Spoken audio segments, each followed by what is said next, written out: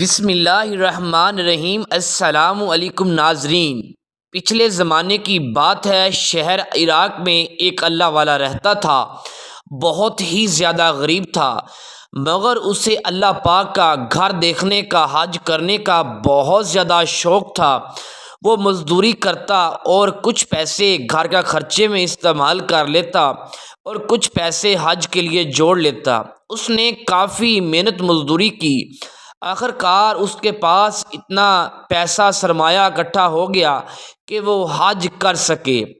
حج کرنے کے لیے لوگ پہلے زمانے میں ٹولیوں میں سفر کیا کرتے تھے، پھر ایک آرام گاہ بنی ہوتی تھی اور انتظار گاہ، وہاں پر لوگ انتظار کرتے اور وہاں سے اکٹھے ہو کر حج پر نکل جاتے تھے۔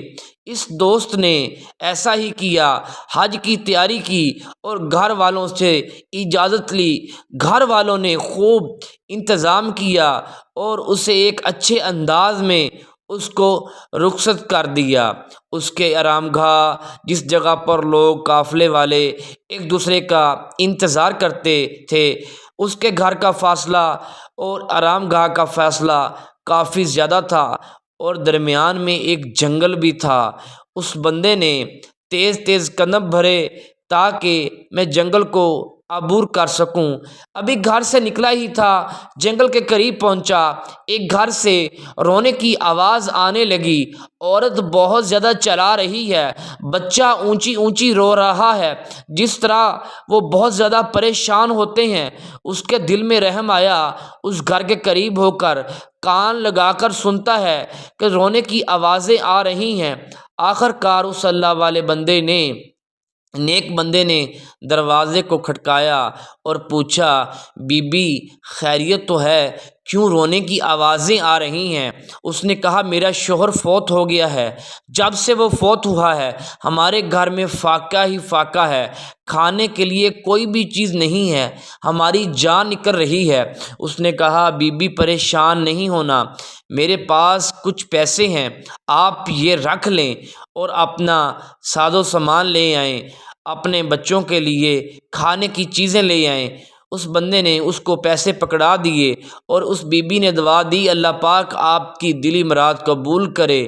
وہ بندہ پریشان ہو کر ایک جنگل میں بیٹھ گیا اور حج کے دن گزرنے کا انتظار کرنے لگا۔ ادھر سے لوگ حج کر کے اسی راستے سے واپس آنے لگے، وہ بھی انہی میں شامل ہو گیا۔ اس کے دوستوں نے کہا، بھائی جان، ہم نے تو آپ کو شیطان کو کنکریاں مارتے ہوئے دیکھا۔ ایک بندہ کہتا، میں نے آپ کو خانہ کعبہ کا طواف کرتے ہوئے دیکھا ہے۔ ایک بندہ کہتا، میں نے آپ کو نوافل ادا کرتے ہوئے دیکھا ہے۔ ایک اس کا دوست کہنے لگا، میں نے آپ کو آب زمزم کا پانی پیتے ہوئے دیکھا ہے۔ وہ بندہ کہتا، جی آپ کی بڑی مہربانی۔